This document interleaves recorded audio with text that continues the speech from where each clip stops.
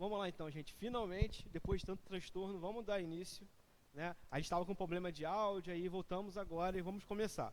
Então, vamos lá. Para a gente não perder tanto tempo, nossa aula de hoje, vocês estão vendo aqui, já nosso tema no quadro vai ser progressão geométrica. Ou seja, a gente vai dar continuidade ainda no estudo das sequências numéricas.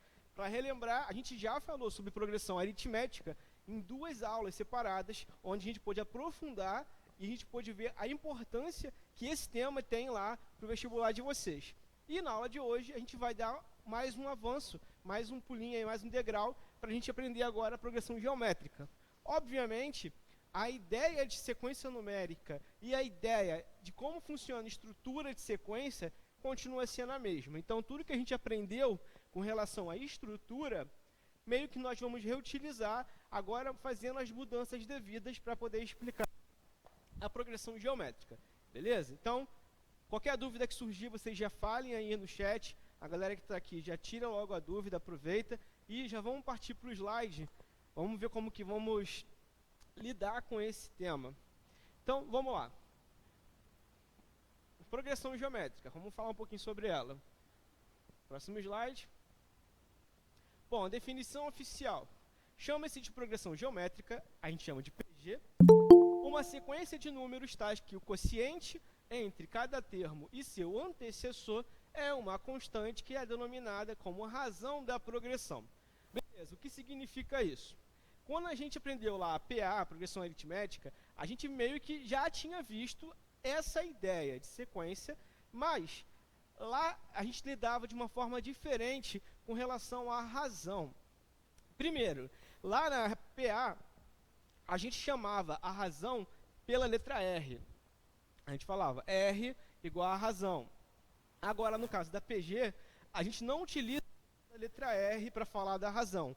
Nós vamos utilizar a letra Q, beleza? A letra Q vai ser utilizada para falar da razão da progressão. E diferente do caso da PA, na PG, a gente não vai ter uma ideia de somar a razão. Nós vamos ter a ideia agora de multiplicar a razão. É a mudança que nós temos mais importante. No caso da PG, a razão ela não é somada, ela é multiplicada. Beleza? Então, vamos acompanhar uma sequência que está aqui no exemplo. Eu tenho a PG, que tem essa sequência. 3, 6, 12, 24, 48, 96, 192. Bom, o padrão aqui é qual? Toda vez que você avança para o próximo termo, eu estou fazendo o que na realidade? 3 para virar 6, o que eu fiz? Qual foi a operação matemática que a gente fez ali? A gente multiplicou por 2. Ou seja, a razão dessa sequência é a razão 2, porque sempre que você quiser descobrir quem é o próximo termo, você precisa multiplicar por 2. Tendo em vista que 3 vezes 2 vai dar 6, 6 vezes 2 vai dar 12, 12 vezes 2 dá 24, vezes 2, 48, 96 e 192. Ou seja, essa é a ideia de uma progressão geométrica. A gente vai ter uma sequência de números, onde para você descobrir quem é o próximo da sequência, a gente precisa multiplicar pela constante, chamada de razão. Lembrando, mais uma vez, que a razão, no caso da PG, vai ser representado pela letra Q. Agora, com os outros elementos, a gente não vai se preocupar tanto, porque é bem parecido. O primeiro termo, ele continua sendo chamado de A1, igualzinho lá na PA, e o nosso último termo, o nosso enésimo termo, nós continuamos chamando de AN. Então, a ideia é parecida. O primeiro é A1 e o último vai ser o AN. A quantidade de termos continua sendo representado pela letra N. Então, N é igual a 7 nesse caso, porque eu tenho 7 elementos nessa sequência numérica. Ou seja, a estrutura é similar. O que muda é a ideia de como você vai descobrir quem é o próximo termo. Só isso. Beleza? Vamos para o próximo slide. Bom, vamos acompanhar esses exemplos. Nós temos aqui algumas sequências que são consideradas PGs, mas vamos tentar praticar rapidamente como que a gente determina quem é a razão daquela PG. Primeira sequência, eu tenho 2, 6, 18, 54, 152. Se a gente pudesse classificar a princípio, essa primeira sequência é de que tipo? ela é sequência finita ou infinita? Primeiramente, ela é infinita, porque a gente não determinou onde terminou. Beleza? Agora, quem é a razão dessa PG? Quem é a razão? 2 para virar o 6 para virar 18, nós estamos multiplicando por quanto? 3. Então, nesse caso, a razão dessa sequência, dessa PG, é a razão 3. Tranquilinho. Vamos complicar um pouco mais.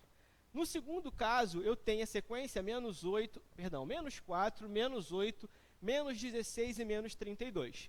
Diferente do primeiro exemplo, essa PG é finita, eu sei onde termina, mas agora eu pergunto qual é a razão dessa PG. Qual é a razão nesse caso? Eu tenho aqui o menos 4, que vai transformar em menos 8 e depois em menos 16. Qual é o número que eu estou multiplicando para determinar quem é o próximo elemento? 2, correto? E aí, vamos lá, deixar um adendo logo. Cuidado quando nós tivermos números negativos na PG. Por quê? Porque lembra que quando tem sinal negativo, se você está multiplicando, lembra do sinal da regra que menos com menos dá mais. Então, cuidado para não confundir a razão quando ela é negativa e quando ela é positiva. Vocês vão ver casos assim, inclusive. Beleza, segundo exemplo foi. E o terceiro exemplo, eu tenho aqui 1/3, 2 quinzeavos, 4 75avos. Nesse caso, é uma sequência infinita, mais uma vez. E agora eu pergunto qual é, nesse caso, a minha razão. Qual é a razão dessa PG?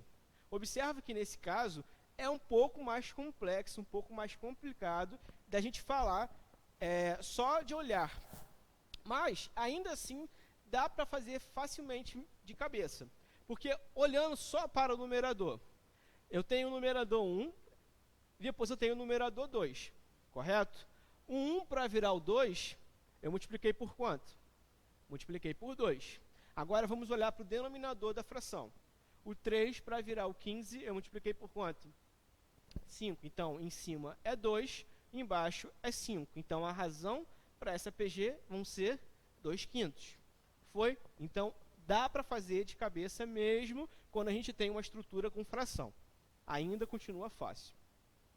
Bom, aqui a gente tem outro exemplo que é mais complicado, obviamente, que é menos 7,14, depois menos 28,56.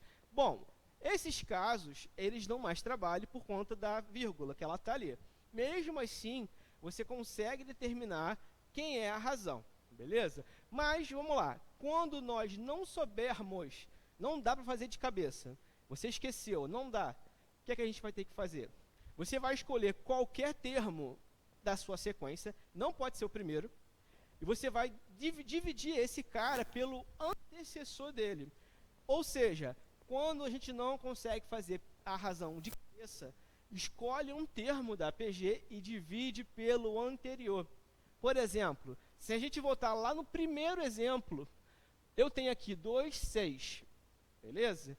Se eu quisesse saber a razão, é só dividir o 2 pelo 6. É só dividir um termo pelo anterior.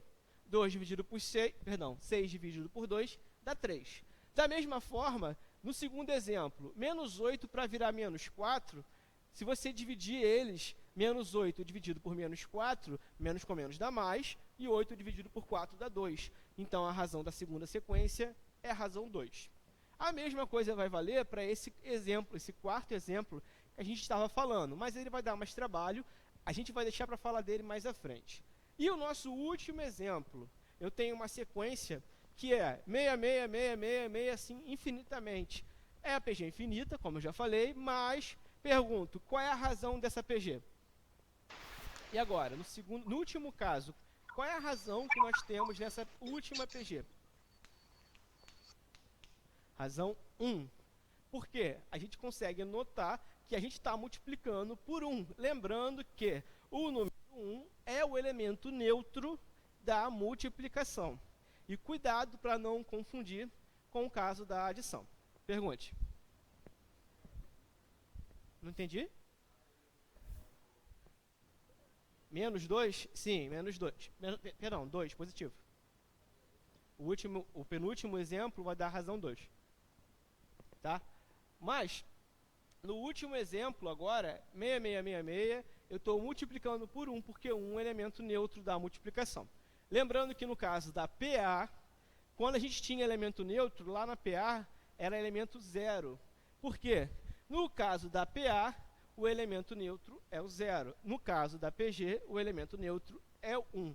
Lembrando que quando eu falo elemento neutro, eu estou querendo dizer aquela operação que não muda o número, que não muda o valor. Quando eu falava da PA, quando eu somava com 0, não mudava. Quando eu falo da PG, quando eu multiplico por 1, não muda. A ideia é parecida, mas com operações diferentes. Uma usa adição e a outra multiplicação. Show! Vamos avançar para o próximo slide. Vamos ver como que vai se comportar essas coisinhas aí. Bom, no caso da representação. Bom, a representação é igualzinha do caso da PA. Então, a gente não vai precisar explicar de novo isso. Mas, no caso do termo geral, vai mudar. A gente tem uma nova fórmula para poder trabalhar. E a fórmula é essa que está no nosso slide. O AN é igual ao A1, que vai multiplicar a razão elevado a n menos 1. Só que, mais uma vez, a gente vai ter que fazer aquele trabalho de interpretação em cima dessa fórmula, de uma forma que você não precise mais ficar decorando ela. Ou seja, a gente vai fazer o mesmo macete que nós já havíamos feito para PA. Vamos falar dele agora no caso da PG. Como que vai funcionar para a gente facilitar o nosso aprendizado. Vamos ver aqui. Vamos voltar para o quadro aqui, por favor. Eu estou escrevendo aqui no quadro uma sequência genérica, beleza? Uma sequência que vai do A1, A2, A3, A4, A5, até o nosso último cara, que é uma N. Ou seja, eu tenho uma sequência numérica que está construída aqui. Igualzinho que estava lá no slide. Mas, vamos começar a entender como que funciona a PG. No caso da PG, para você descobrir quem é o próximo termo, o que a gente precisa fazer? A gente multiplica pela razão. Qual é a letra que a gente está usando para falar da razão? A letra agora não é mais a letra R. Qual é a letra que a gente usa? Letra Q. Então, ó, do primeiro para o segundo, a gente tem que multiplicar pela razão. Do segundo para o terceiro, multiplica a razão. E assim por diante. Sempre que a gente quiser descobrir quem é o próximo, a gente vai multiplicar pela razão. Isso aí já está fácil na nossa cabeça. Mas, vamos começar a macetear isso daqui. Primeiro, se eu quiser descobrir quem é o segundo elemento, o A2, para chegar no A2, o que eu tenho que fazer? Olha pelo nosso esquema aqui. Para chegar no A2, eu tenho que pegar o A1 e multiplicar pela razão, correto? Então, o A2 é o A1 que multiplica uma razão. Já é um macetinho. Vamos falar agora do A3. A3. E agora? Para chegar no A3, o que vai rolar? Do A1 para 3, eu vou ter que vezes a razão.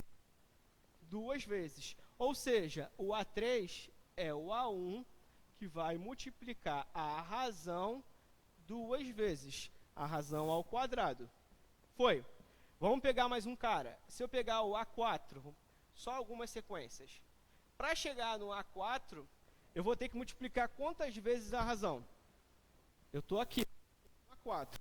Para chegar, eu tenho que multiplicar 1, 2, 3 vezes. Ou seja, o A4 é o A1 que multiplica a razão elevado a 3. Beleza. Ou seja, esse macete aqui é bem parecido com o da PA. Observa, sempre que eu tiver, ó, aqui nesse caso, a razão está elevada a 1. Ok? Sempre que você quiser descobrir o elemento, por exemplo, quero descobrir o 2, lembra que 1 mais 1 vai dar 2. A soma desses caras tem que dar esse. Ou seja, é bem parecido com o PA. Bem parecido. No caso do 3, 1 mais 2 dá 3. No caso do 4, 1 mais 3 vai dar 4. Seguindo a mesma lógica, se eu perguntasse agora quem é o A26, quem é o meu A26 agora? Vamos usar a mesma lógica. O A26 é o A1, que vai multiplicar a razão elevando a quanto agora? 25. Porque eu sei que 1 mais 25 dá o 26. Pronto, você já facilitou e perdeu um pouco da necessidade de ficar decorando fórmula. Vamos ver mais um exemplo. Se eu quiser descobrir quem é o A48. Quem é o A48? É o A1, que vai multiplicar a razão elevada a quanto agora? 47. Porque eu sei que a soma desse com esse tem que dar o elemento ali. Agora sim, e se eu perguntasse quem é o nosso último elemento? Quem é o meu AN? Lembrando que AN é o último elemento. E agora, se eu quiser descobrir quem é o último elemento, o que eu tenho que fazer? Eu tenho que pegar o A1 e multiplicar a razão elevado a quanto agora? Observa, o número que fica em cima do quociente, em cima da razão, sempre é um menor do que o que está aqui, não é isso? Então, quando é 26, em cima fica 25. Quando é 48, em cima fica 47. Quando for n, quem fica em cima? Quem é que vem antes do n? O n menos 1. Observa que a gente acabou de descobrir o que aqui? A fórmula geral, que é o que a gente estava falando no início. Por isso que a gente não precisava ficar desesperado gravando fórmula, sabendo que para você construir a fórmula, a ideia é bem parecida para todos os elementos daquela sequência numérica. Show, gente? Deu para entender aqui? Deu todo mundo conseguiu entender como funciona a fórmula? Agora volta para o slide para a gente continuar aqui. Avançando para o próximo. Bom, descobrindo a razão. Para achar a razão de uma PG, basta a gente dividir qualquer termo a partir do segundo pelo seu antecessor. A gente já tinha falado isso. Mas, vamos pegar aqui a ideia. Se eu tiver a sequência A1, A2, A3, A4, A5 até o AN, e eu quiser descobrir a razão. Para você descobrir a razão, é só você dividir o cara pelo anterior. Se você escolheu o 4, quem está antes do 4? O 3. Então, você divide o A4 pelo A3. Se você escolheu o A3, quem está antes do A3 é o A2. Então, você divide o A3 pelo A2. Se você escolher o A2, quem está antes do A2 é o A1. Então, vai ficar A2 sobre A1. Todas essas divisões vão dar o mesmo resultado. Vai dar a nossa razão, nosso Q. Tranquilo? Por que é importante a gente saber isso? Vão ter casos que você vai ter uma sequência numérica que os números são números estranhos, são números altos. Então, quanto maior for o número, mais difícil vai dar, mais trabalho vai dar para a gente. Ou seja, tenha a facilidade de escolher o menor número. Você pode escolher o menor número, porque com o menor número fica mais fácil. Só que aí você tem que pegar o elemento certinho, qual é a posição dele. Por exemplo, se você escolheu o A6, tem que dividir pelo A5. Se você escolheu o A10, vai ter que dividir pelo A9. Você vai pegar o que for conveniente para vocês fazerem o cálculo. O que for mais fácil, você pode escolher. Beleza? Essa é a ideia. Bom, vamos passar de slide aqui para o próximo. Bom, aqui é a mesma ideia do que a gente já tinha falado. Eu tenho aqui algumas sequências PGs, mas a gente nem vai fazer essas, porque a gente já fez algumas parecidas antes. Mas rapidamente, vamos falar aqui. A primeira razão, a primeira sequência, 5, 15 e 45. Quem é a razão? Razão 3. Molinho, porque observa que está multiplicando por 3. Segunda razão, meio. Aí já tem uma coisa diferente. Por quê? Alguns vão falar, beleza, o 16 virou 8. Eu não estou multiplicando 16 por nada, eu estou dividindo 16. Só que aí lembra que fazer divisão é a mesma coisa que multiplicar pelo inverso. Ou seja, o 16 para virar 8, eu não multipliquei por 2, eu dividi por 2. Então, a razão, nesse caso, vai ser 1/2. Vai ser uma fração. Razão 1/2. No caso do terceiro exemplo, menos 12 para virar menos 3. E depois vai virar menos 0,75. Já viu que esse 0,75 aqui negativo, a gente nem vai usar, porque é trabalho. Vamos usar esses caras aqui. O que eu faço? O menos 12 para virar menos 3, já falaram aqui que dá 1/4. Por quê? Você percebe que o 12 para virar 3, eu estou dividindo por 4. quando for dividindo por 4, é porque a razão é 1/4. Show? Então pega na cabeça, coloca isso logo. Se vou dividir, o resultado vai dar uma fração. Se eu for multiplicar, o resultado vai dar um número inteiro. Show? É bem isso. Agora, tem 3 exemplos aqui que são mais cabulosos, mas não muda nada. Eu tenho aqui, ó, o primeiro nem é cabuloso. Menos 6 para virar menos 24. 4. A razão é 4. Positivo. E o nosso outro caso? Eu tenho 2 raiz de 2, 4 raiz de 6, 24 raiz de 2. E agora? Tem raiz ali envolvido, já fica mais complicado. Mas não muda nada a ideia. Vamos fazer a mesma coisa. Primeiro, comparando os números inteiros que estão na frente. Eu tenho aqui 2, e na frente aqui do raiz de 6 eu tenho 4. 2 para virar 4, multipliquei por quanto? Por 2. E agora, no caso do raiz de 2, para virar raiz de 6, eu multipliquei por quanto? Por raiz de 3. Então, quem é a razão aqui? 2 raiz de 3. É um pouco diferente, porque tem raiz, mas a ideia continua sendo a mesma. Foi? E o nosso último exemplo é 1/2, 1/4, 1/8, 1/16 e ad eterno. Está aí para sempre, infinitamente. Agora, nesse caso, qual é a nossa razão? 1/2. Você observa que em cima não está mudando, está multiplicando por 1, mas embaixo está multiplicando por 2. 1/2. Tranquilinho. E esse exercício de saber qual é a razão é extremamente importante para vocês matarem a questão. Falando para vocês que a gente tem alguns pequenos problemas. Quais são eles? Quando a gente pega essa explicação teórica de PG e aplica isso aí no vestibular, a dificuldade, ela potencializa de uma forma que vocês não têm noção. Por quê? Porque geralmente as questões de PG, elas dão muito trabalho para fazer. De verdade, elas dão muito mais trabalho. Se você comparar a dificuldade de uma questão de PA para uma de PG, a dificuldade é tipo 5 vezes maior. Pensando assim por baixo. Por quê? Porque geralmente, quando tem PG na questão, o Enem, principalmente, ele vai fazer uma forma de misturar esse tema com outro. Geralmente, quais são os temas que eles misturam? Eles misturam PG com log ou com função exponencial, que são 2 temas que nós já não gostamos por natureza. Ou seja, dificulta muito mais. Mas a gente vai conversar um pouquinho sobre isso, inclusive, para vocês verem que existe uma relação entre a PG e essas funções que eu acabei de falar. Beleza? Vamos avançar para o slide. Bom, com relação à classificação, aqui já temos uma coisa muito diferente com relação à PA. Vamos voltar rapidinho na PA? É o seguinte, no caso da PA, nós tínhamos 3 classificações.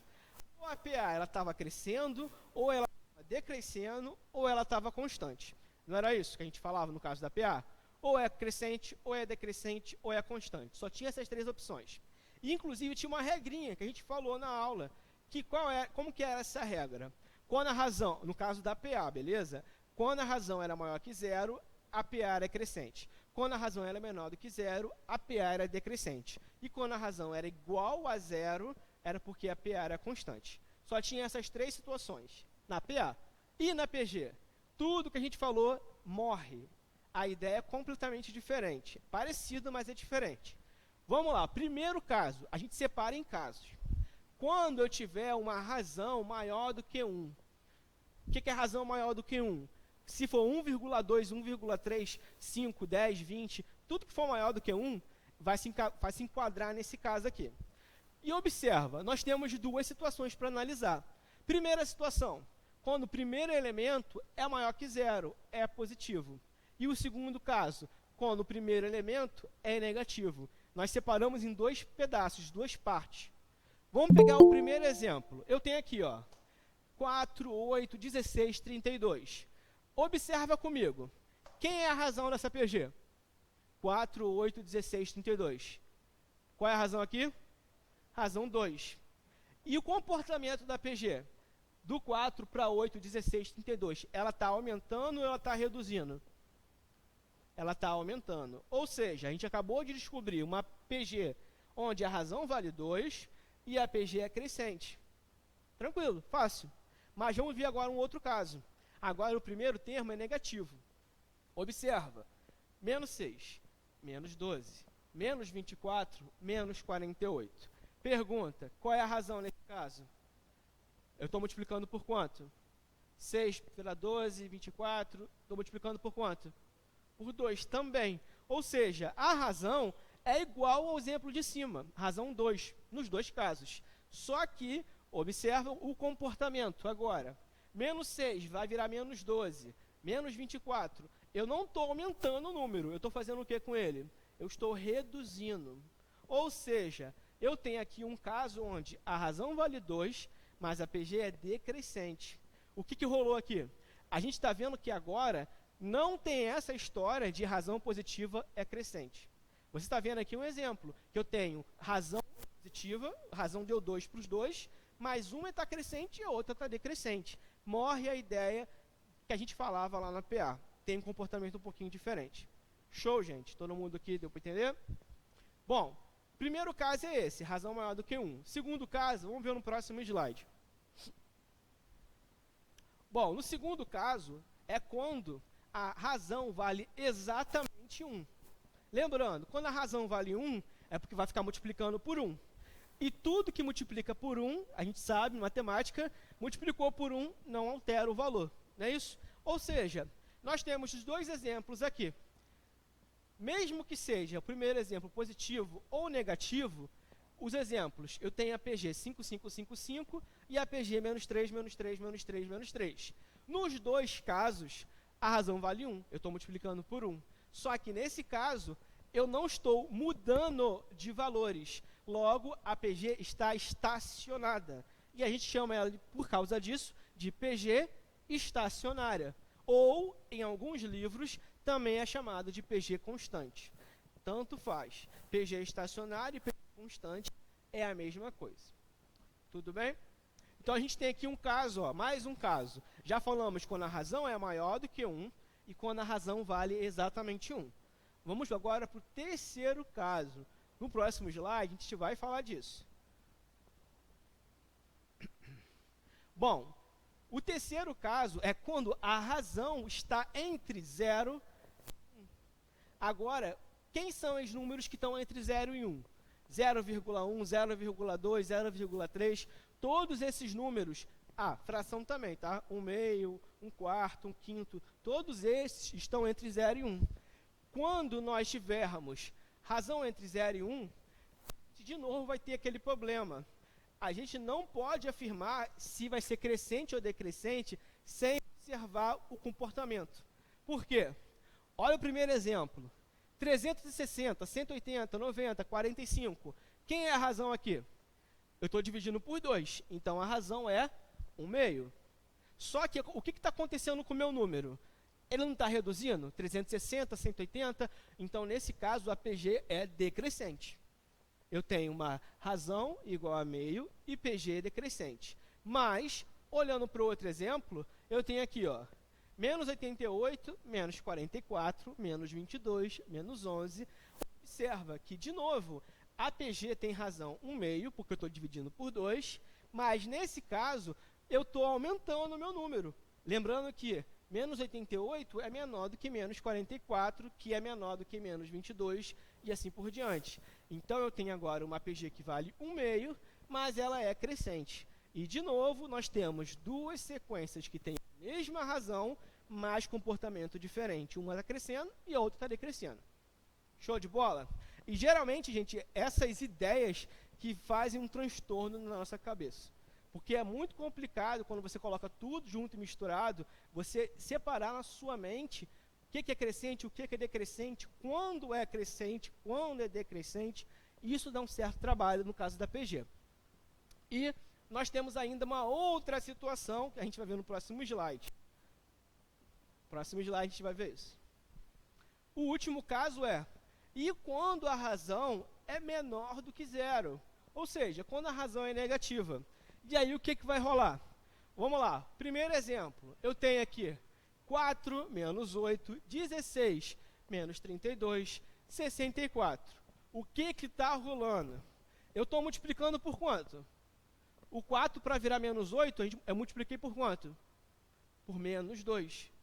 Não é isso? Só que tem um pequeno problema. Observa o que está acontecendo com o meu sinal. Eu tenho aqui positivo, depois negativo.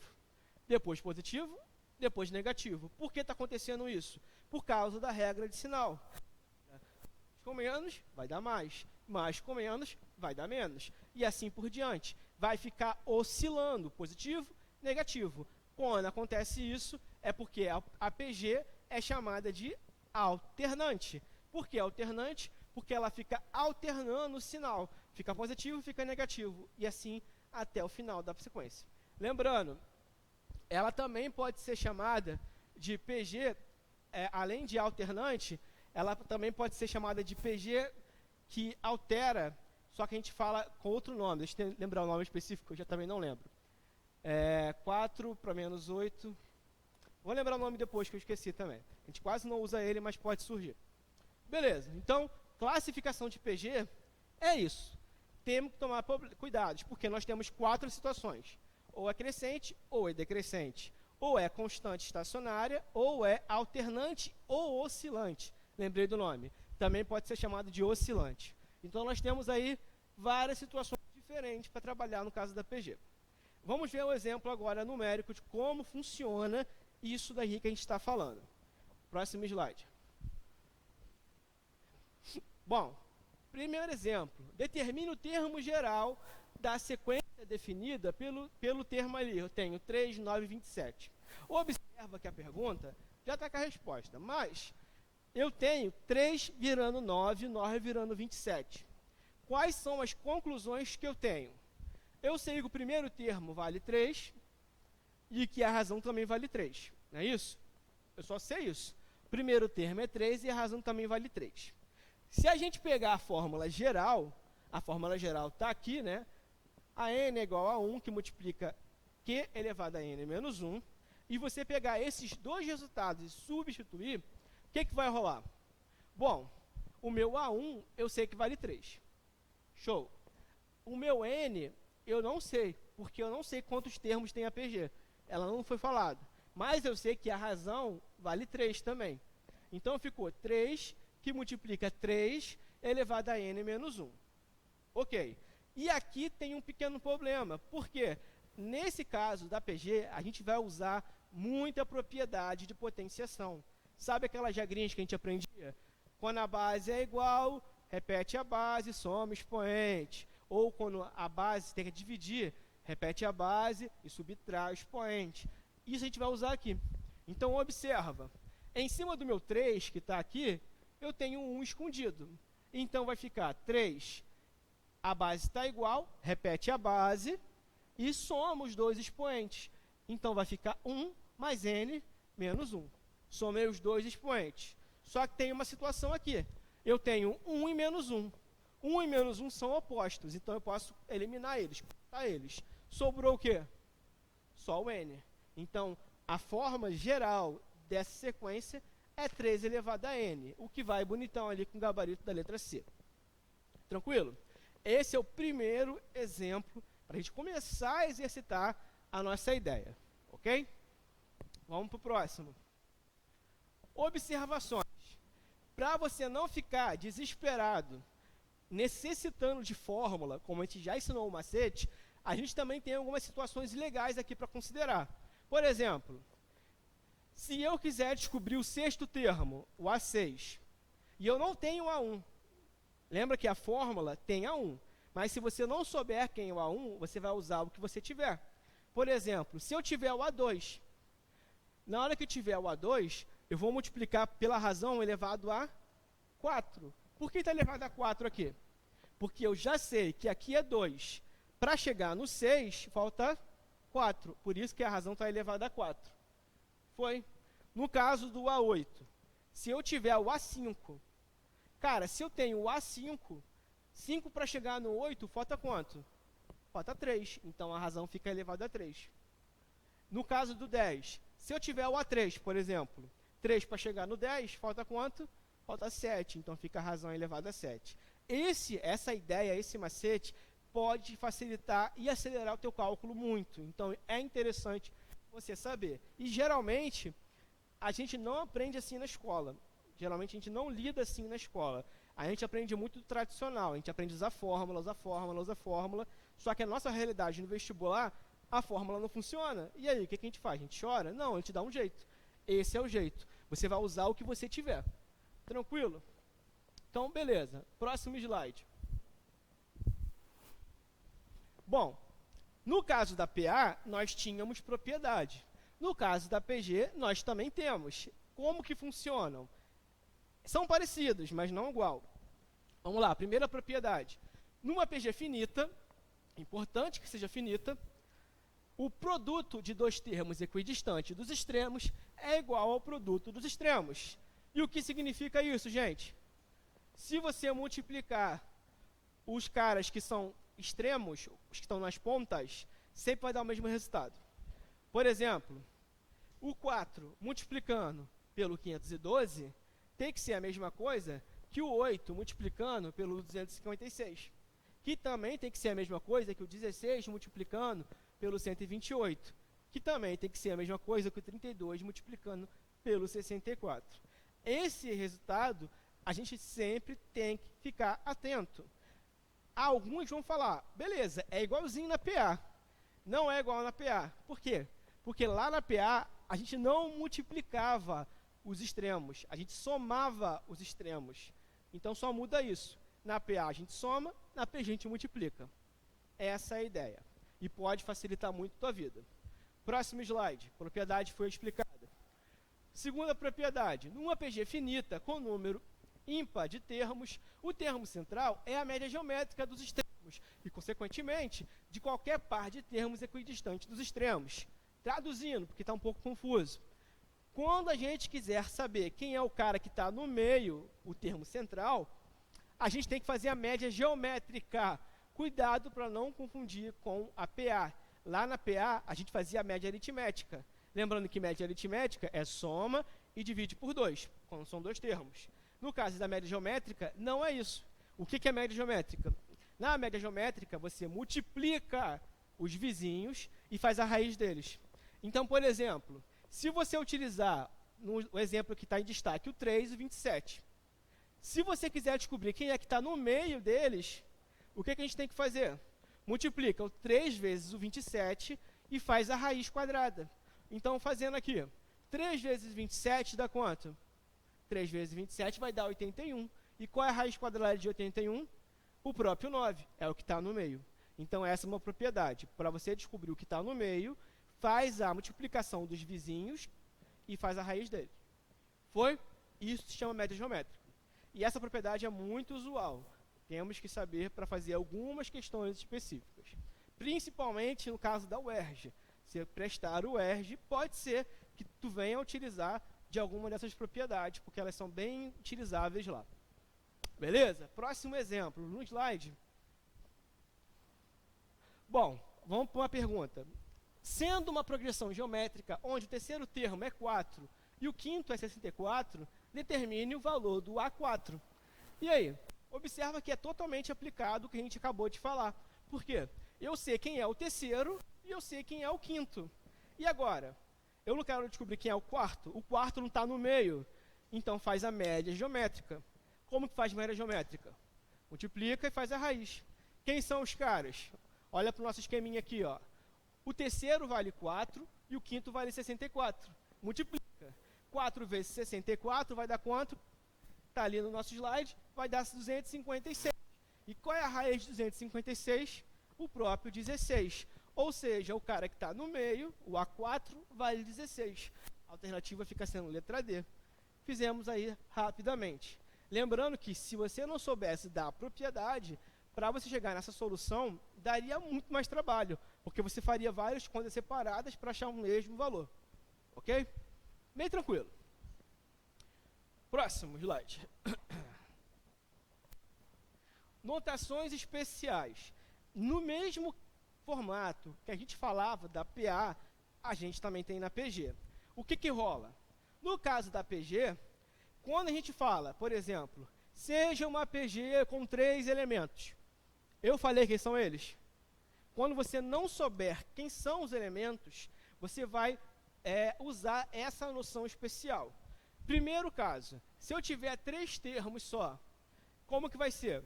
O do meio, o do centro, vai ser x.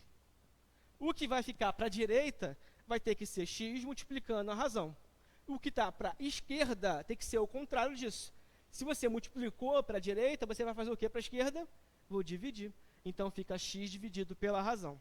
Então agora eu tenho uma PG com 3 termos e genérica. Você pode usar essa aqui para descobrir a solução dessa PG.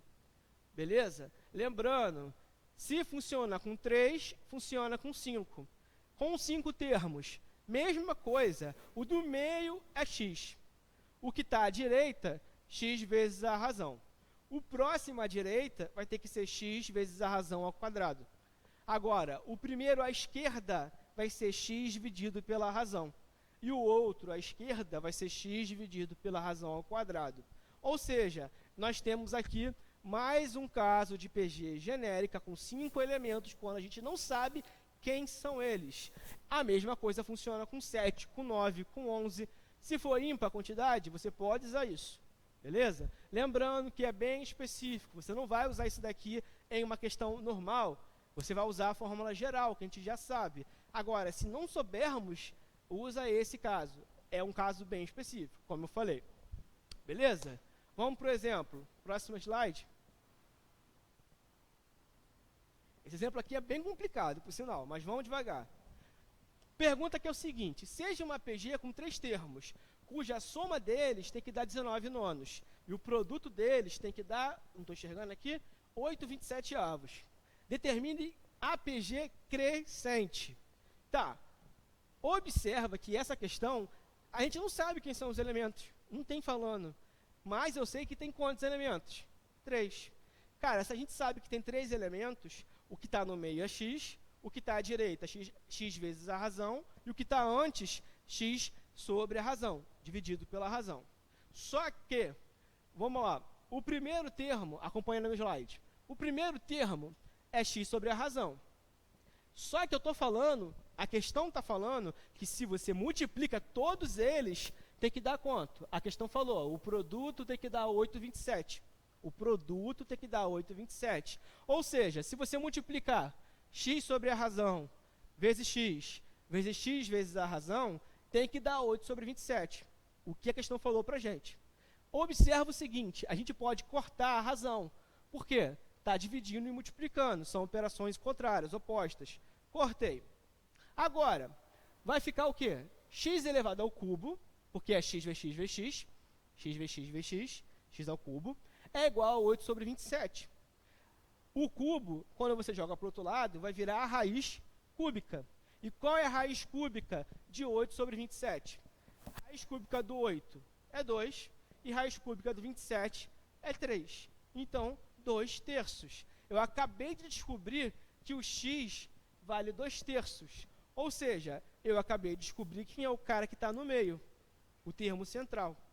Agora, a gente consegue observar que alternativas, todas praticamente têm 2/3 no meio, só muda a letra E. Então, a letra E já está eliminada, não pode ser a letra E, porque não tem 2/3 no centro. E agora? Agora você vai usar a outra informação da questão. Ela falou que a soma dos elementos tem que dar 19 nonos. E agora? O que a gente vai ter que fazer? Vamos lá.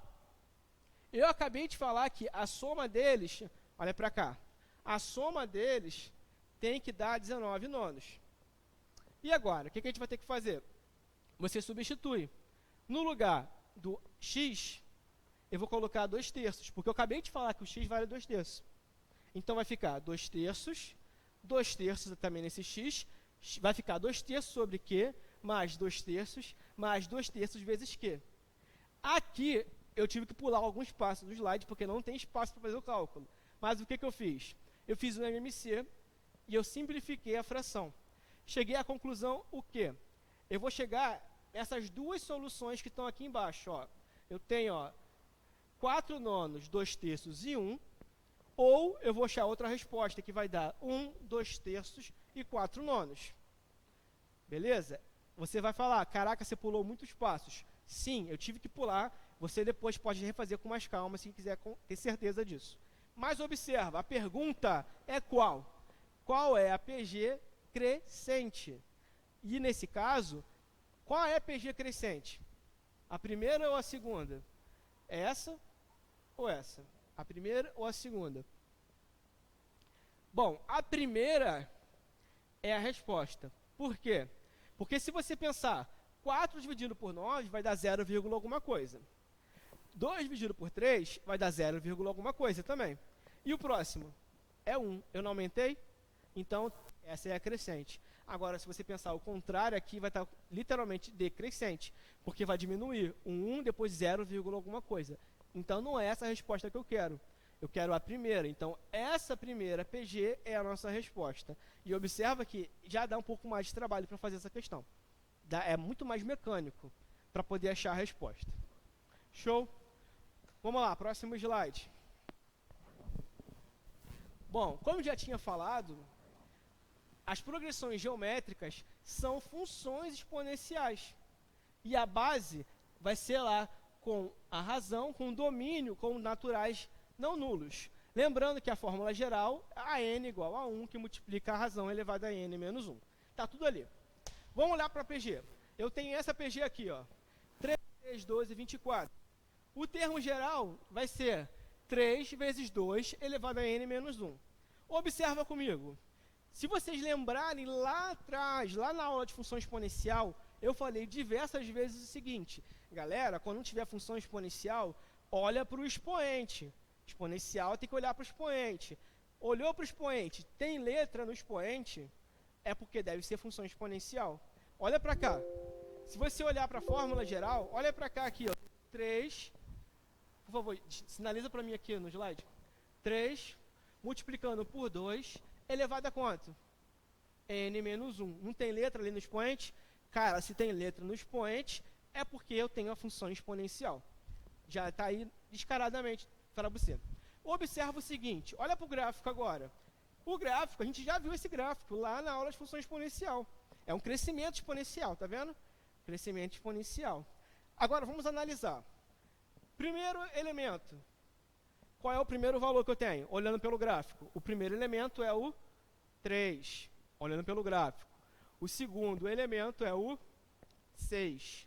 O terceiro é o 12. O quarto é o 24. O próximo tem que ser qual? 48. Observa que é literalmente os elementos da PG. Por quê? Porque o gráfico exponencial e a PG são literalmente a mesma coisa matematicamente. Só que uma a gente trabalha no momento de função e a outra a gente trabalha no momento de sequência. Mas é a mesma coisa. Inclusive tem questões de função exponencial que tem gente que gosta de resolver usando o PG. E vice-versa. Fica a teu critério. O que você acha mais fácil, você segue o caminho. Foi? Obviamente, a gente tem uma interpretação gráfica para isso. Vamos acompanhar no slide aí. Próximo que a gente vai ver. Olha para a nossa historinha aqui. Pergunta o seguinte: em um posto médico de uma cidade, foi encontrado um paciente com um novo tipo de vírus. Sabendo que o número de novos casos dobra a cada dia, quantos novos casos serão registrados após 15 dias, caso não seja descoberta uma vacina eficaz? Muito coincidentemente, né, parece até com a nossa realidade de agora, mas foi o que eu tinha falado lá na aula de função exponencial. Eu aposto que a função exponencial vai ser um tema bem relevante no próximo vestibular, por conta da pandemia, porque tem envolvimento, tem relação. Então, observa agora, como que é o comportamento do vírus? Cada dia que passa, o que acontece com o número de casos? Segunda questão, está aumentando, mas está acontecendo com eles o quê? Está dobrando. Então, ó, se eu começar com uma doente, lembra, o paciente zero, a gente até falou disso, o paciente zero é uma pessoa. No próximo dia, quantas pessoas, novas pessoas doentes? Dobrei. Uma pessoa. No segundo dia vai ser quanto? 2 pessoas. No próximo, 4, 8, 16, 32. E assim por diante. Segunda questão, quantos dias vão se passar? 15 dias. Ou seja, você vai descobrir quem é o A15. É o 15. Agora, vamos usar o nosso macete. O cálculo está aqui, mas vamos usar o macete. Para descobrir quem é o A15. O A15 é o A1 multiplicado por quantas razões? 14. Lembra que 1 mais 14 vai dar 15. Não é isso? E agora, substitui o que a gente sabe.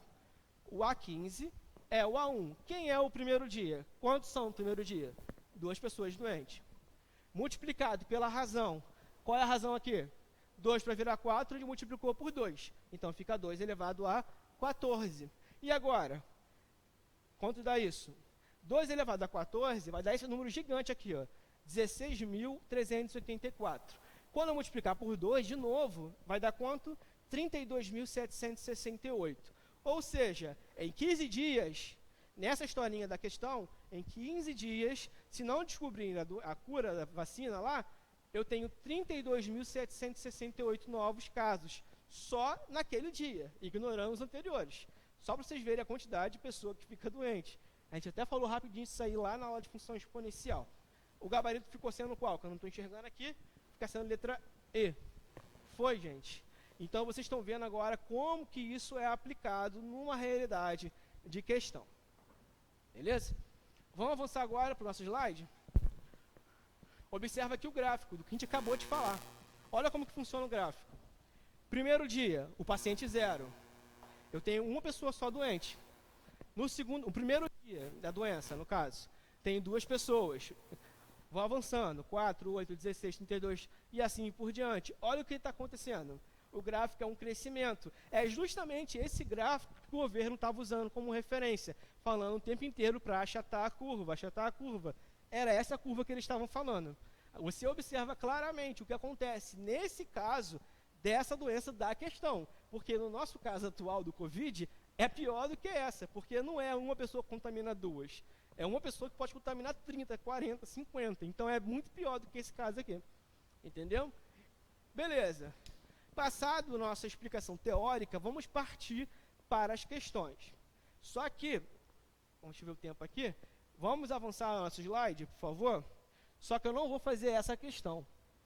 Essa questão 1, pula para a questão, produção, para a questão 11. Tem muitas, eu sei. É porque a 11ª é a que me interessa, porque até essas aqui são todas matemática, purinha. A 11ª, vocês estão percebendo, aí, é de textão, que é o que a gente quer, porque o Enem é isso. Não é isso? Vamos fazer essa questão, vamos começar a entender como que funciona para interpretar uma questão que tem PG, para vocês verem como que vai ser, porque não é tão difícil quanto parece, embora as questões do Enem não trabalhem. Vamos lá para a nossa questão, é o seguinte, vamos ler. Durante uma pesquisa produzida por um laboratório, foi realizado um experimento onde foi verificado que uma população de bactérias dobrava de número a cada 30 minutos. Considerando que o processo se iniciou com uma única bactéria, quantas bactérias haverão após 4 horas e 30 minutos? Vê se não é muito parecido com o que a gente acabou de falar do vírus. É muito parecido, só muda a historinha. Vamos lá, vou dar um tempo para vocês raciocinarem, que a gente já volta com a solução. Tentem fazer, por gentileza. Meu áudio corta.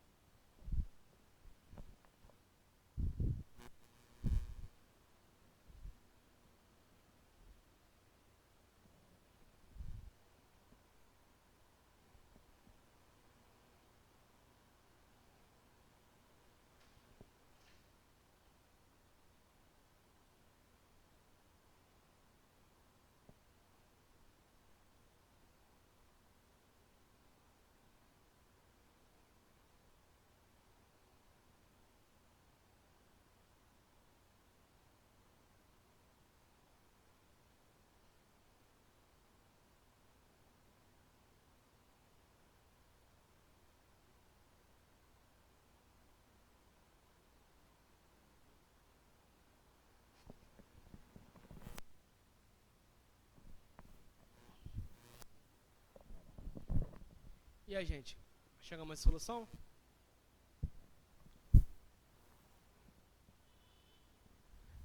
Alguma ideia de como vocês vão fazer isso? Ou tá bugado? Querem ajuda? Como que tá?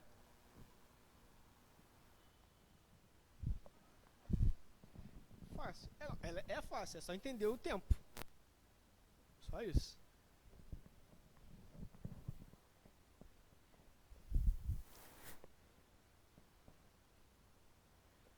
Chegamos à solução? Alguém bugou? Tá fazendo ainda? Como que tá? Qual? Letra E aqui? 256? Vamos ver. Gabriel, tá com áudio. Vamos lá então, galera. Vamos entender essa questão, deu tempo para vocês um pouquinho. Mas a ideia aqui é a seguinte. A questão falou que o número de bactérias está dobrando a cada 30 minutos. Ou seja, eu tenho que primeiro entender quantas vezes eu vou dobrar a quantidade. Por quê? Segundo a questão, passou quanto tempo? 4 horas e 30 minutos. Quantas vezes eu estou dobrando de quantidade? 9 vezes. Por quê? Durante as 4 horas, eu vou dobrar 8 vezes. Não é isso? Mais as meia hora que faltou. Então, mais uma. Então, 8 mais 9, 8 mais 1 dá 9. Vão ser 9 dobras, correto? Vamos ver a resolução. Próximo slide. Bom, se eu tenho 4 horas e 30 minutos, significa que eu vou ter 9 vezes 30 minutos. Vou dobrar 9 vezes. Segunda questão, iniciou com uma única bactéria. Então, vou dobrar 9 vezes. Então, fica 2, 4, 8, 16, até chegar no último 512. Entendeu? 512 é a minha resposta. Porque eu dobrei 9 vezes. Isso se fizer na mão. Se fizer usando fórmula, a fórmula está aqui. Para poder descobrir. Lembrando, se eu vou dobrar 9 vezes, é porque eu tenho quantos elementos? Se eu vou dobrar 9, é porque eu tenho o 10. Tem que ter o primeiro. Para dobrar, tem que ter o primeiro.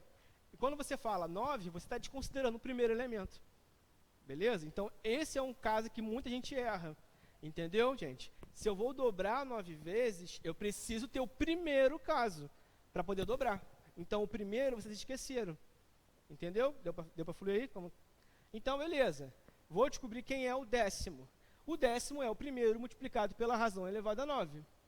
O primeiro dia, o primeiro 30 minutos, eu tenho uma bactéria só. Então, fica 1 multiplicado pela razão, que é 2, elevado a 9. 2 elevado a 9 dá 512. E 1 vezes 512 vai dar 512. Ou seja, depois de 4 horas e meia, eu tenho 512 novos casos de bactérias. Foi, então, atenção, cuidado quando vocês forem fazer cálculo rápido. Cuidado, porque às vezes vocês esquecem o primeiro caso, o paciente 0. Não esqueça ele. Foi? É isso. Está vendo que a questão é fácil, mas vamos lá, próxima questão. Questão 12. Pergunta. Subiu? Volta o slide, por favor.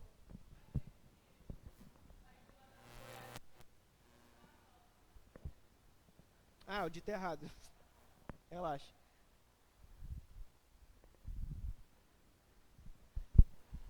Vamos lá, questão 12. Nascido em 1845, o matemático russo Georg Cantor teve um papel extremamente importante no desenvolvimento da matemática moderna, particularmente na elaboração da teoria dos conjuntos. O trabalho de Cantor é chamado de conjunto de Cantor, que é representado a seguir. A montagem desse conjunto é feita do seguinte modo. Tem aqui um passo a passo. Toma-se um segmento de reta, que é a primeira linha. Olha para o nosso desenho. Primeira linha, eu tenho um segmento de reta. Foi. Segundo passo. Divida esse segmento em 3 partes iguais e suprima a parte central. O que significa? Pega o segmento, parte em 3 pedaços e ignora o do meio. Observa que aqui tem o segmento, eu parti em 3 pedaços e ignorei o do meio. Foi a ideia? Tranquilo? Terceiro, repete-se o processo em cada segmento de reta remanescente, e assim por diante. Ou seja, mesma coisa aqui, esse pedaço pequeno eu vou dobrar para 3 e vou ignorar o do meio. Esse pedaço eu vou dobrar para 3 e ignorar o do meio. E assim por diante. Tu sempre vai cortar em segmentos e ignorar o do meio. O que está acontecendo com essa quantidade de segmentos? É uma progressão geométrica. Então, vamos observar a pergunta. Repetindo esse processo indefinidamente, o número de segmentos de retas presente na 10ª linha vai dar quanto? Ele quer saber, literalmente, quanto vai dar quando nós formos fazer a 10ª linha desse desenho que está no nossa questão. É fácil. Literalmente. Gente, não faz o cálculo, não precisa, vai dar a mesma resposta da questão anterior. Por quê? A pergunta é igual, gente, só muda a história. Foi o que eu falei para vocês. Não fica desesperado, tentando entender, quando você pode fazer mais rápido mentalmente. O que está acontecendo, gente? Ele não está dobrando de quantidade cada vez que ele avança de linha? Acompanha comigo. A primeira linha tem quantos segmentos? Só um. Na segunda linha, 2. Na terceira linha, 4. Então, a ideia é 1, 2, 4, e o próximo tem que ser 8. E qual é a pergunta? Como vai ser na 10ª linha? Gente, 10ª linha, ele não está dobrando? Então vai ficar 2 elevado a quanto? Vamos ver a resposta. Próximo slide. 512. Porque é a mesma ideia. Lembrando, se você quer descobrir quem é a 10ª linha, você vai precisar da primeira mais 9. Não é isso? Então, por isso, eu estou querendo descobrir o 10º termo da PG. A mesma história. Está vendo que eles não costumam complicar. Eles só mudam a historinha e o cálculo quase sempre é a mesma coisa. Observe, inclusive, que a resposta quase sempre é potência de 2. Base 2 é importante saber. Então, de novo. Potência de 2. 2, 4, 8, 16, 32, 64, 128, 512, 1024, 2048, 5096, e assim por diante. A gente tem que saber esses números de cabeça. Lembrando que eu já falei, inclusive, sobre isso. É só lembrar das nossas vidas tecnológicas, dos nossos pendrives, dos nossos armazenamentos de tecnologia. Pode perceber que os nossos equipamentos de tecnologia sempre respeitam base 2, porque a lógica é binária, sempre tem 0 e 1. E aí lembra, os pendrives que eu falei para vocês. Pendrives que existem, gente. Tem pendrive de 2 GB, de 4 GB, de 8, de 16, de 32, e assim por diante. Por isso que a gente não encontra o pendrive de 50 GB, porque não existe 50 na base 2. Só vai ter o 64 ou o 32, não tem 50. Entendeu? E isso é importante a gente saber. Próxima questão. Questão 13. Mais uma. Questão lá da UF, nossa universidade aqui do Rio. Pergunta: Almeida é dono de um depósito de bebidas e vendeu ao primeiro freguês a metade das garrafas de cervejas de seu estoque, ao segundo a metade das que sobraram e assim por diante, até o 8º freguês. Depois da 8ª venda, ele ficou satisfeito e reparou que restava apenas uma garrafa que ele bebeu para comemorar, porque ele ninguém é de ferro. E a pergunta é: quantas garrafas de cerveja estavam inicialmente no depósito do Almeida? E agora? A ideia é similar ao que a gente já tinha feito. Só que, o que está acontecendo com a quantidade? Ela está aumentando ou ela está reduzindo? Ela está reduzindo. Então, está sendo o contrário agora. Ele está fazendo razão quanto agora? Razão quanto? Razão 1/2, porque eu estou dividindo por 2. Se você quiser pensar assim, também vai dar certo. Algumas pessoas preferem fazer o contrário. Pode pensar o seguinte: eu vou fazer de trás para frente então. Já que terminou com uma garrafa e ele estava sempre dividindo por 2, é só fazer o contrário. Qual é o contrário de dividir por 2? Multiplicar por 2. Então você pode fazer o contrário. Começa com a última garrafa e começa a multiplicar por 2. Até chegar em qual? Quantos fregueses ele teve? Segunda questão. Então você tem que fazer isso 8 vezes. Multiplicar por 2 8 vezes. E agora, qual é a nossa resposta? Já dei as dicas mais que suficientes.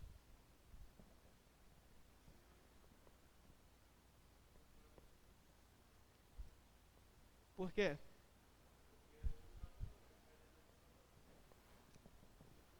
Exatamente. É base 2, gente. Tá falando que é tudo base 2? Vocês estão cagando porque eu tô falando, né? Vamos lá então. Já vou nem perder tempo que já acharam a resposta aqui. Vamos lá para a resposta. Olha lá, querido. Duas formas de pensar, beleza? É o seguinte. Nós podemos pensar da seguinte forma. Eu não sei quantas garrafas eu tenho. X. Mas cada vez que ele está vendendo, o que está acontecendo? Ele não está reduzindo a metade? Então, o primeiro elemento, x sobre 2. Depois, x sobre 4. Depois, x sobre 8. E assim por diante. Ele sempre está dobrando. Não é isso? E agora? Podemos escrever diferente. Ó. No lugar de escrever 4, 8, vamos escrever tudo com base 2. 2 elevado a 2, que dá 4. 2 elevado a 3, que dá 8. Quantos clientes ele falou na questão que tinham? 8. Ó, oitava venda. Então, nós temos 8 clientes. Então, fica 2 elevado a 8. E quanto dá 2 elevado a 8? Vai dar, literalmente, 256. Bateu nossa resposta. Foi? Lembrando, se você quiser pensar igualzinho na questão, o nosso último elemento ficou x sobre 2 elevado a 8. Nosso último elemento. Só que, quantas garrafas sobraram no último caso, no último passo? Não sobrou só uma garrafa que o cara bebeu? Então, eu estou falando que o último elemento, x sobre 2 elevado a 8, tem que ser a única garrafa que sobrou, 1. Passei o 2 elevado a 8 multiplicando, 1 vezes 2 elevado a 8 também vai dar 256. Ou seja, fizemos aí de várias formas diferentes. Fizemos de forma intuitiva, fizemos de forma matemática, fizemos com sequência e fizemos com lógica. Várias formas diferentes para fazer a mesma coisa. Show, gente? Todo mundo entendeu? Vamos lá para a próxima. Questão 14. Questão da Unicamp. Adoro a questão da Unicamp, que dá um trabalho. Mas a pergunta é o seguinte. Suponha que em uma prova, um aluno gaste para resolver cada questão a partir da segunda, o dobro de tempo gasto para resolver a questão anterior. Suponha ainda que para resolver todas as questões, exceto a última, ele tenha gasto 63,5 minutos. E para resolver todas as questões, exceto as duas últimas, ele tenha gasto 31,5 minutos. Calcule o número total de questões da referida prova. Dá trabalho essa daqui. Mas a questão não é difícil. O difícil dela, com certeza, é entender a lógica. Se você entende a lógica, você faz a questão. Tempo aí para vocês raciocinarem.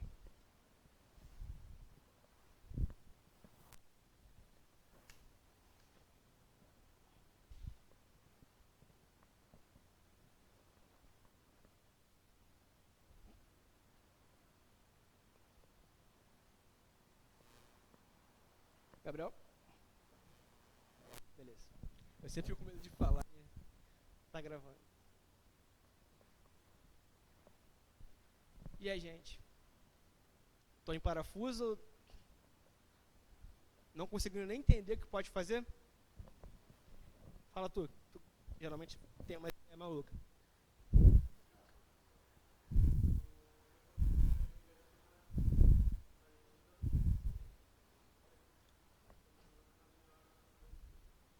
Ah.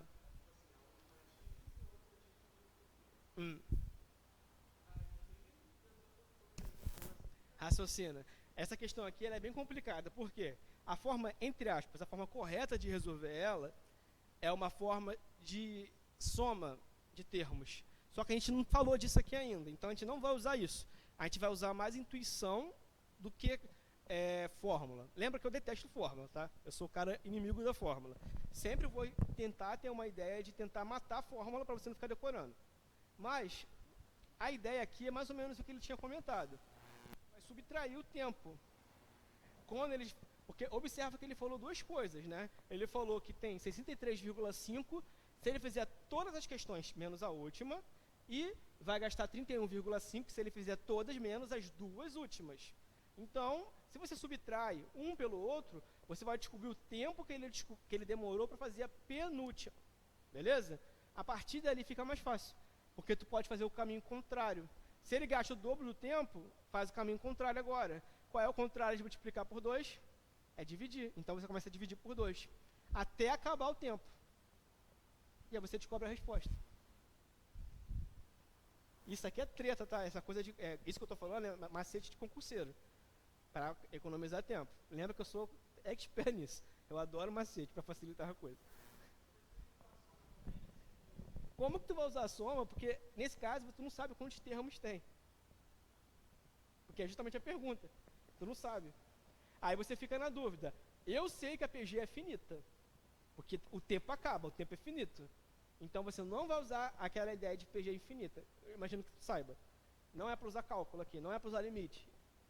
Porque se for infinita, tem que usar limite. A aula que vem, inclusive, vai ser um desafio da aula para vocês, sem vocês saberem cálculo. Eu vou ter que explicar uma coisa bem breve de cálculo para vocês. Cálculo que eu falo, gente, é cálculo faculdade, tá? Não é cálculo de escola, não. Cálculo, uma matéria, cálculo. Que é uma coisa que 99% da galera de exatas odeia. Pra vocês terem noção. É muito chato. Eu amo, mas tem gente que não gosta.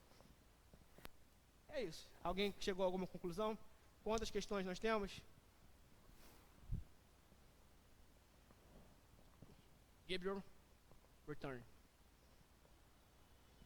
Vamos lá, galera. Esse caso, essa questão, vai ser o seguinte. A gente tem uma situação específica. A questão falou que gasta 63,5 minutos para fazer todas questões menos a última. E gasta 31,5 minutos para fazer todas as questões menos as duas últimas.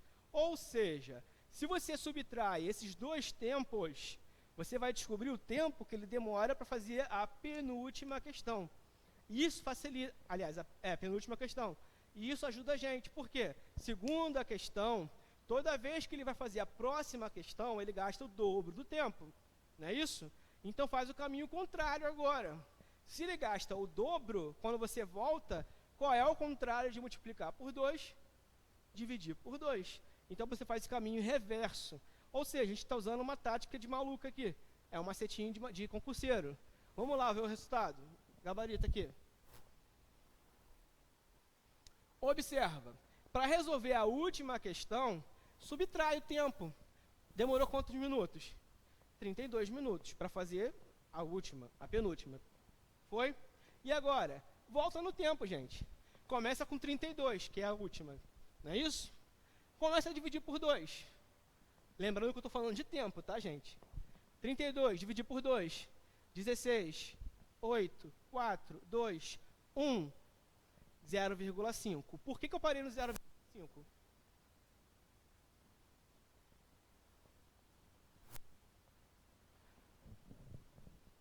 Silêncio mortal. Eu não estou falando de tempo, gente. Se você dividir por 0,5 de novo, vai acontecer o que com o tempo? Também. Observa que a razão aqui é 0,5. Não é 0,5? Porque eu estou dividindo por 2. Dividir por 2 é a mesma coisa que multiplicar por 0,5. Então eu parei no 0,5 por causa disso.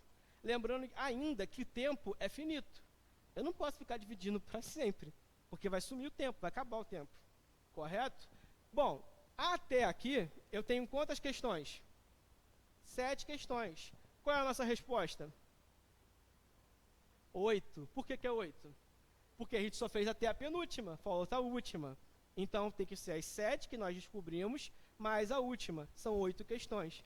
E ainda tem uma pegadinha para ferrar a gente no meio do caminho. Entendeu a lógica, gente? É meio complexo, chato, mas a ideia é essa. Show? Próxima questão. Vamos fazer mais 2 para acabar a aula, que a gente tem um tempão. Pergunta. Essa questão é maneira. Pergunta aqui é o seguinte. Um menino propôs ao seu pai que ele lhe desse R$1 dia 1º de dezembro e que fosse a cada 2 dias, dobrando a quantia diária até o dia 23 de dezembro. No dia 25 de dezembro, Natal, ele daria o presente com dinheiro acumulado, no caso, o presente de Natal. O pai aceitou a proposta desde que o filho lhe desse um presente que lhe custasse a metade da quantia que o filho dele vai receber no dia 23. Se o acordo entre os dois for firmado, o menino dará ao pai um presente com exatamente qual valor? Qual vai ser o preço do presente do pai? Essa é a pergunta. Vai lá, raciocinem.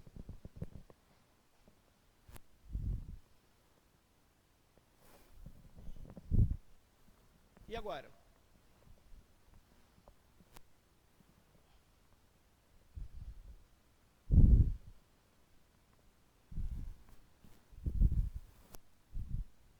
O primeiro dia ele tem quanto dinheiro? Ele ganha quanto dinheiro?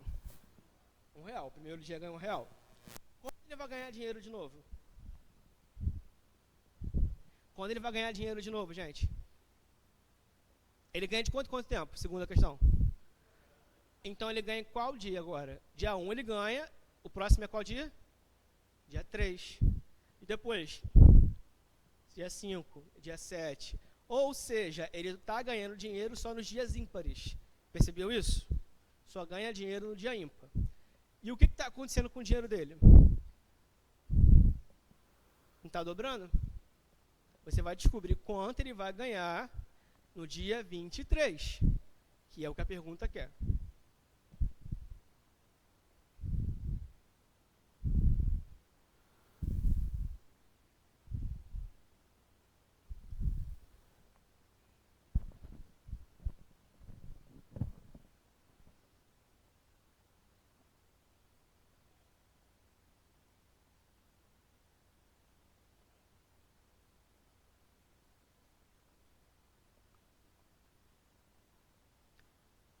É fácil, porque é razão 2. Não é tão difícil assim.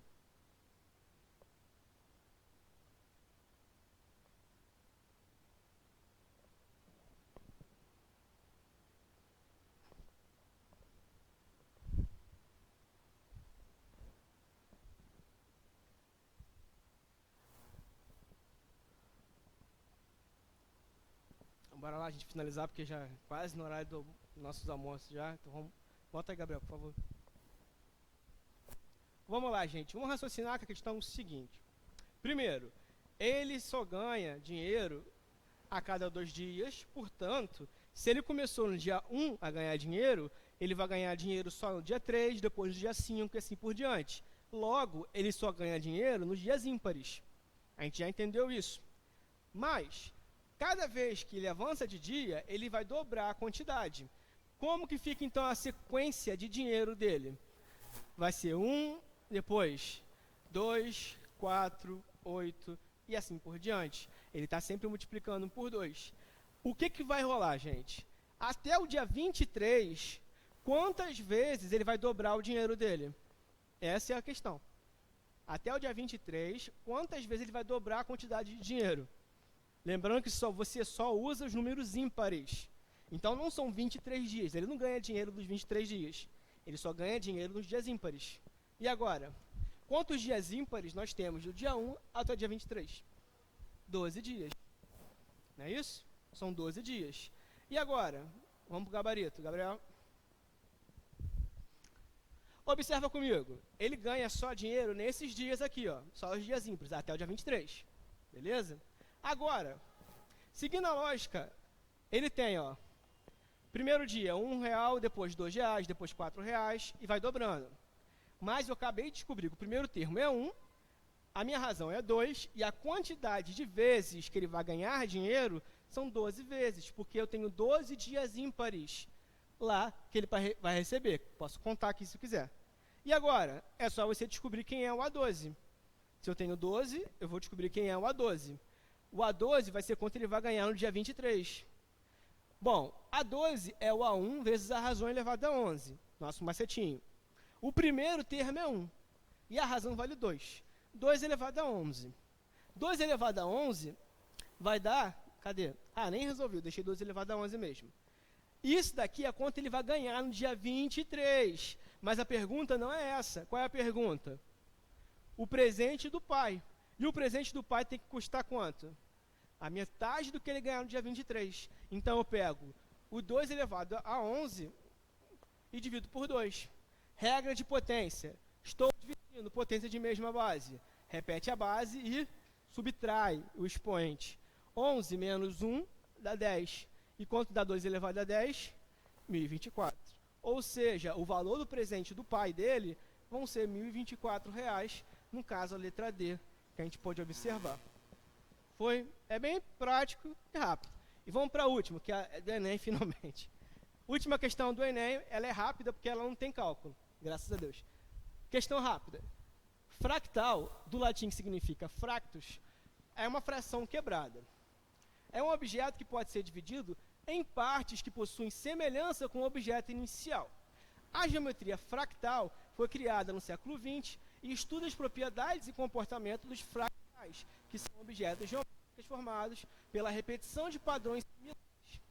O triângulo de Kaspersky, uma das formas elementares da geometria fractal, pode ser obtido por meio dos seguintes passos. Primeiro, comece com um triângulo equilátero. Lembrando que triângulo equilátero é aquele triângulo que tem 3 lados iguais. Então, desenhe aqui primeiro, tem um triângulo equilátero. Segundo, construa um triângulo em que cada lado tenha metade do tamanho do lado do triângulo anterior e faça 3 cópias. Ou seja, vamos traduzir que está complicado. Pega o nosso triângulo e parte em 3. Está aqui. Tenho 3 triângulos agora. Lembrando, estou só usando os que estão de cor amarela, beleza? Ó, 1 virou 3. Depois, você vai repetir isso várias vezes. Dobre, dobre, dobra. O que está rolando? Aqui são 3. Aqui são quantos? 1, 3, 9. Então, eu tenho aqui 1, 3, 9. O padrão é qual? É uma razão 3. Então, tem um APG de razão 3. E a pergunta? De acordo com o procedimento descrito, a figura 4, a próxima que está aqui, ela tem que ter apresentada como? Antes de mostrar a resposta, quantos triângulos tem que ter na próxima? Seguindo a lógica. 27 triângulos. Pronto, e resolvemos. Avança o slide, por favor. Qual a alternativa correta? Imagina você no Enem vendo isso. O Enem está pouco se ferrando para a gente. Você tem que se virar para contar qual é a opção que tem 27 triângulos amarelos. E qual é essa alternativa?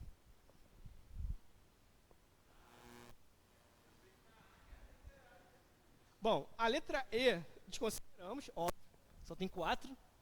Aqui, tem quantos? Ó, aqui tem 4, 4, 4. 4 vezes 3, 12, 13. Não pode ser essa. E aqui? 3, 6, 9. Dá quanto? Ó, 1, 2, 3, 4, 5, 6, 7, 8, 9. 3 vezes 9, que dá quanto? 27. Então, essa é a alternativa que a gente quer. A alternativa correta fica sendo qual, então? Letra C. Bonitão. A ideia não era nem o cálculo, embora eu coloquei o cálculo embaixo para você acompanhar, mas era desnecessário. Se você entendeu a lógica do desenho, você fazia a questão. Foi, gente? Só olhando. Tudo bem que na hora do Enem, imagina que esse desenho vai estar minúsculo, para você ficar contando triângulo. Mas eu dei uma facilitada aqui, aumentei o desenho para vocês. Show, gente? Então, bora finalizar por aqui. Próxima aula, a gente avança nesses conteúdos e já está disponível a lista de exercícios para vocês fazerem em casa. Show, gente? Então, no mais é isso. Qualquer dúvida, me procure. E a gente se fala. Até a próxima aula e tchau.